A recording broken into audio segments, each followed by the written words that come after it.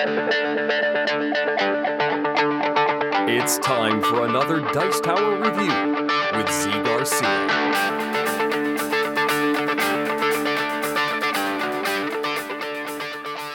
Hey folks, today we are taking a look at Council of Verona, the expansion, which is Corruption here. And in Corruption you are going to get a little deck of cards, and they are going to help you bend and break some rules as you are playing the base game. Very small expansion, but to a small game. Let me show you how it works.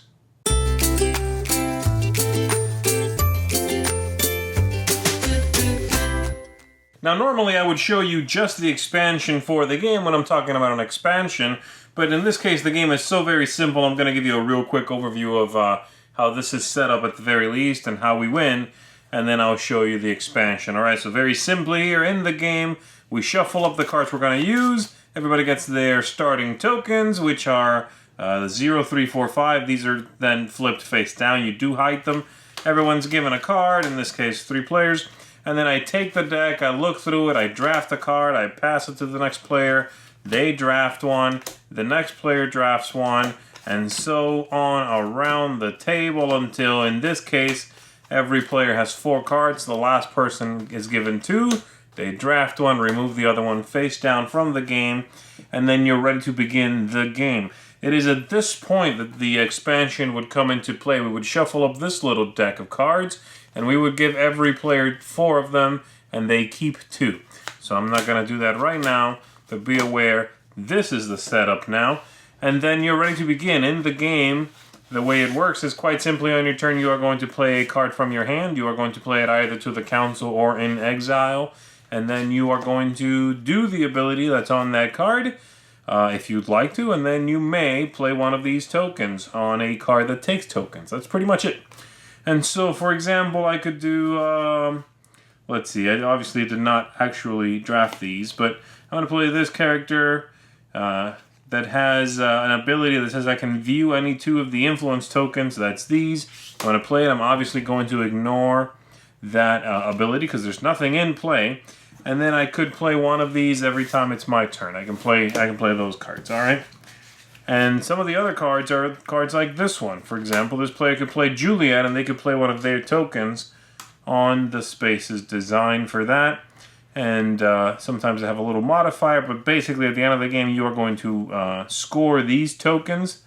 If the abilities on the characters, they're called agendas, if you satisfy the agenda, then these are flipped face up, and you are going to get as many points as the token says, plus or minus whatever little modifier is next to the little circle there. In this case, Juliet has a +1 at the top, no modifier, and a -1. If you're later, that's worse. That's all that means. Her agenda is she wants to end up together with Romeo. That means together in exile or together on the council. And so at the very end of the game, which is when everybody has played all of their cards, we would check all those things on all the characters that take tokens, count up your score, see who wins, all right? So that's basically it. The little cards here, the corruption cards, they allow you to bend and break some of those parameters and some of those rules, and they come in a couple of different ways. You have instants, which have a little lightning symbol at the bottom there, and then you have attachments that permanently modify something. So, for example, this one here says remove a face-up corruption card from the game. And this is an instant that is going to get rid of an attachment, for instance. This instant, choose any 2 players to swap 1 random character card. So make 2 people trade these cards from the hand. And then a couple of attachments here. This one says score modifiers are ignored on this card. So that +1, 0, -1, that would be ignored.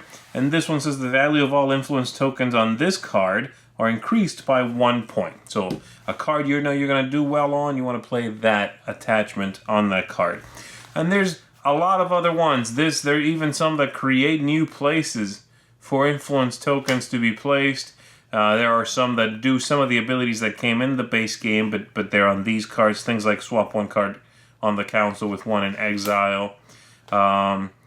No more influence tokens may be added to this card, so this one shuts down a character. Really interesting stuff. If you think you're going to do very well with the characters, you play them, you put a token, and then you lock that character down.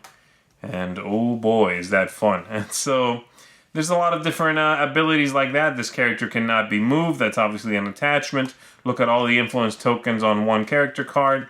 But that's pretty much a very small addition to a very small game.